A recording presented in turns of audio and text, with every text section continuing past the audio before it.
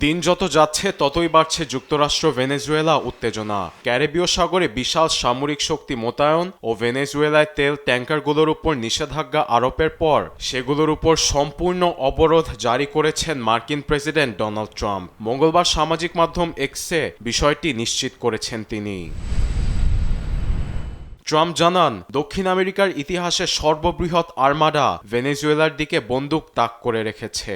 এর সংখ্যা সামনে আরও বাড়বে এবং যে কোনো সময় ভেনেজুয়েলায় হামলা চালাতে পারে। একই সঙ্গে মাদুরো সরকারকে অবৈধ আখ্যা দিয়ে সন্ত্রাসবাদ, মাদক চোরাচালান এবং মানব পাচারের জন্যও দায়ী করেছেন। প্রতিক্রিয়ায় ট্রাম্পের আচরণকে জলদস্যুতা হিসেবে আখ্যা দিয়েছেন ভেনেজুয়েলার প্রেসিডেন্ট নিকোলাস মাদুরো।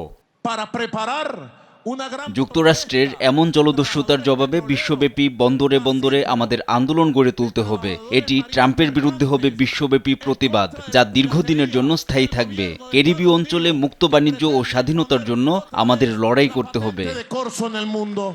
আবার ট্রাম্পকে শান্তির আহ্বানও জানান মাদুরো। সাম্রাজ্যবাদ এবং ফেসিবাদী ডানপন্থীরা ভেনেজুয়েলায় উপনিবেশ স্থাপন করে তেল, গ্যাস, স্বর্ণ, লোহা, অ্যালুমিনিয়াম এবং অন্যান্য খনিজ পদার্থ কেড়ে নিতে চায়। যুক্তরাষ্ট্রকে একবার নয়, হাজারবার বলছি, আমরা শান্তি চাই। এদিকে ভেনেজুয়েলার তেল কোম্পানিগুলোতে শুরু হয়েছে সাইবার হামলা। সরকারি প্রতিষ্ঠান পেট্রোলিওস দে ভেনেজুয়েলায় সাইবার হামলা দৈনন্দিন কার্যক্রম ব্যাহত করার জন্য চালানো হয়েছে বলে কোম্পানিটি নিশ্চিত করেছে। তবে হামলায় কোনো ক্ষতি হয়নি। হামলার পেছনে যুক্তরাষ্ট্রের দিকে আঙুল তুলেছে মাদুরো সরকার।